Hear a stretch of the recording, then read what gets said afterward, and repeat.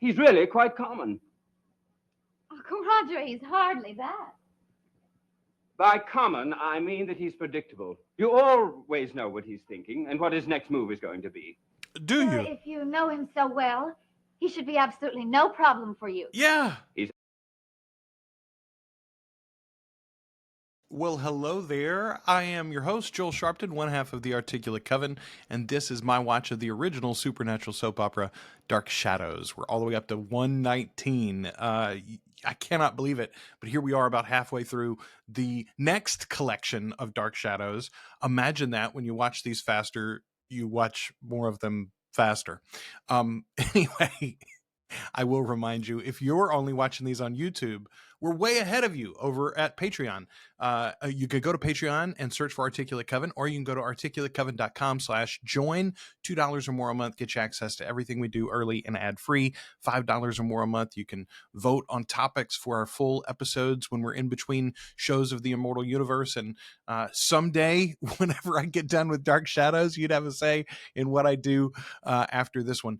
Today, though, we are marching ahead and seeing whether Miss Victoria Winters is finally going to get loose from the clutches of that devilish Matthew. Let's see what's going on today at Collinwood. My guess is we're not going to go to Collins Port, not for quite a while. Maybe she couldn't answer. She might be hurt, lying helpless somewhere. If she's lucky. Lucky? Yeah, because if Matthew's got a hold of her, there's not anything we can do.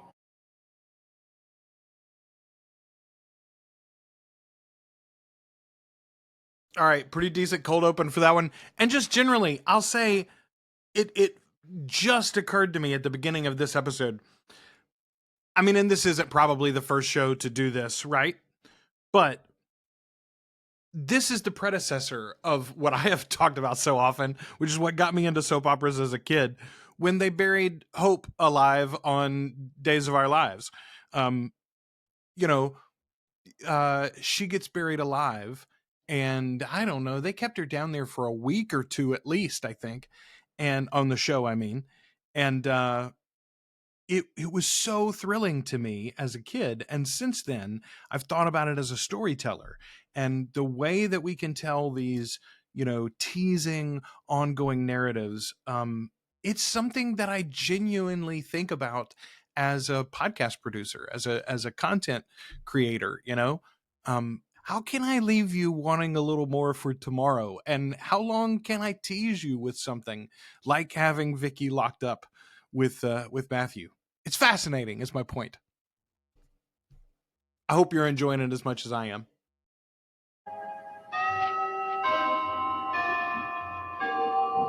The ever-changing chimes of Collinwood.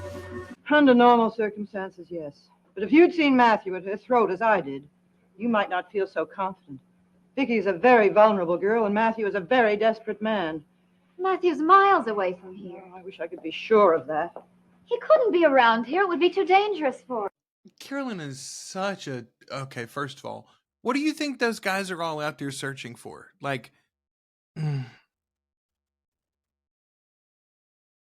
They've given Carolyn the same brainworm that they gave Matthew a few episodes back. Burke only permits you to see the man he wants you to see. He's calculated and well planned, and you'll find that you have an important role in his plan. Mother, you've lived in this house too long. Everything seems sinister to you. If you could just look at him objectively, to begin with, you'd see that he's too old for you. You're still a young girl. I'm so glad somebody said it out loud on the show. Thank you. Thank you, Miss Elizabeth. I appreciate you. Lock me in my room. Disinherit me. I'm going to spend my time with him. And maybe even my life. It will be a terrible life. Because he'll destroy you. That's the only thing he knows how to do. I mean, let's be honest. He does also know how to make a fortune and come back and ruin your life, Elizabeth. He's been a very effective revenge artist so far.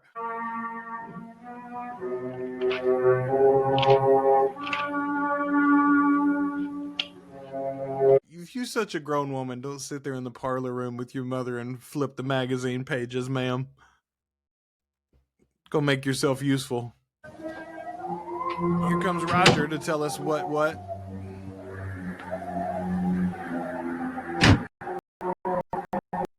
I do love the fact that all of a sudden we're parking right by the front door, by the way. I mean, we've got a whole garage area over there.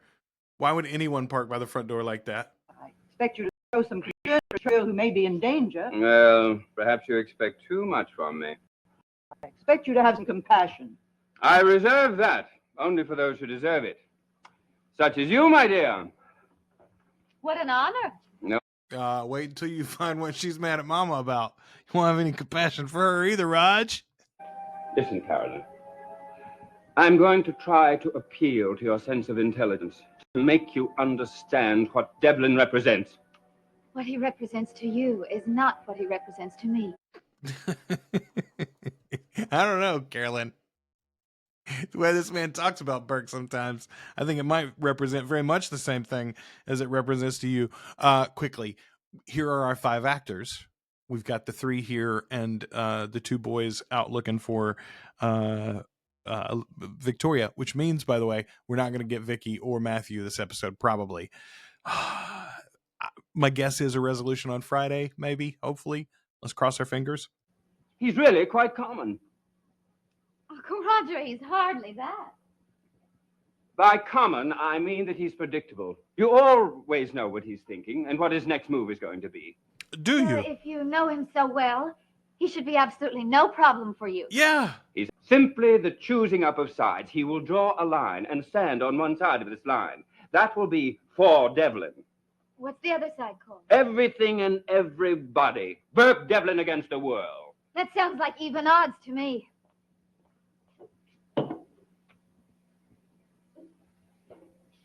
And then, my dear, he will tell you where to stand. I mean, okay. You and your sister have both made it abundantly clear where she's supposed to stand as well. So telling her that he's going to tell her what to do is not it's not the indictment that you believe it is. With all you've said about him, you are still glad to see him tonight. You saw him tonight? He came here to search for Vicky. And you hate him so much that you've made coffee for him when he returns. Burke Devlin coming into this house tonight?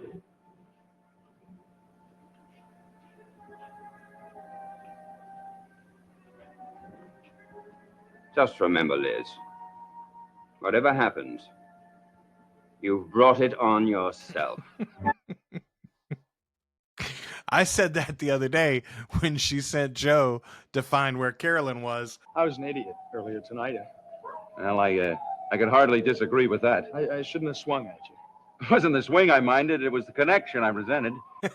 Yeah, it's not the fall that kills you, it's the short stop at the bottom, right? Come on, Joe, tell me if I can expect you to swing at me again. Not unless I can find a better reason than Carolyn. Well, I hope you don't. So, you're giving her up, huh? I don't know whether I ever had anything to give up. You damn straight, Joe. That girl has been stringing you along. Good riddance, I say. Maggie's right over there on the other side of town, Joe. Could we continue this discussion in a warmer place? No, there's no need to continue it. I've said everything I'm going to say. Genuinely, I love the two of them together. I think it's so fascinating from a story perspective to have them have a fist fight and then immediately get into this situation where they're both searching for Vicky. It's brilliant. It's brilliant. They come away with an understanding of each other and an appreciation for each other that they didn't have before. I dig it.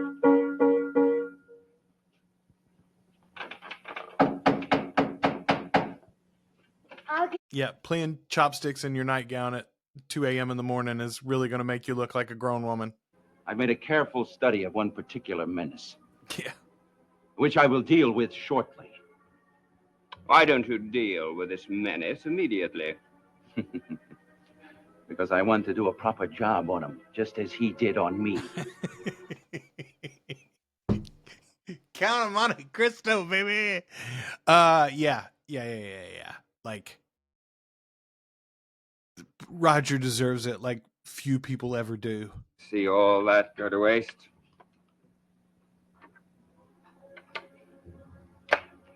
And it's possible that it might. Very well.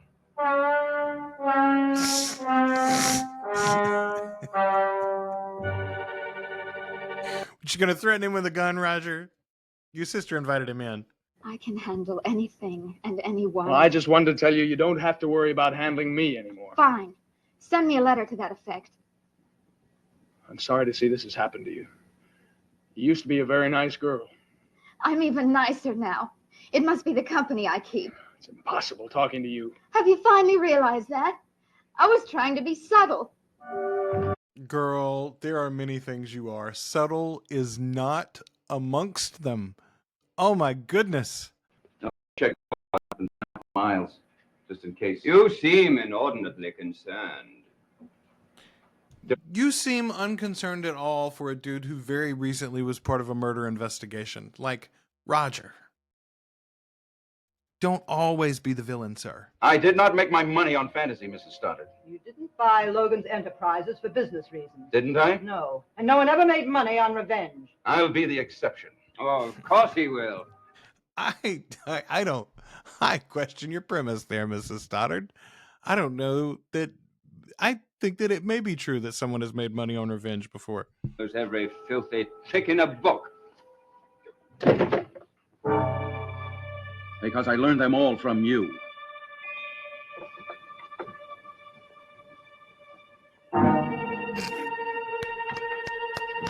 Yes, sir. Roger! Where are you going, Roger? What are you doing? Come on, you got pushed around because you were a butthead. You're going to pull a gun on him? That's what's wrong with people. You don't know how to take a compliment, how to take an argument. Man, okay. Excellent episode. Very much looking forward to 120. I'm hoping, fingers crossed, going to be Matthew and Victoria heavy, so we'll get a resolution to that one. Again, I still say Matthew's going to get shot. That's going to be the end of this arc, folks. That's how this is going to wrap up. That's what I got my money on. You come back soon and see what the answer is as well. Patrons will get it tomorrow. Friday, we'll wrap this thing up. And if you are not currently a patron, don't forget that you can join us. ArticulateCoven.com/join. $2 more a month gets you access to everything we do early and ad-free. I'll be back soon with episode 120.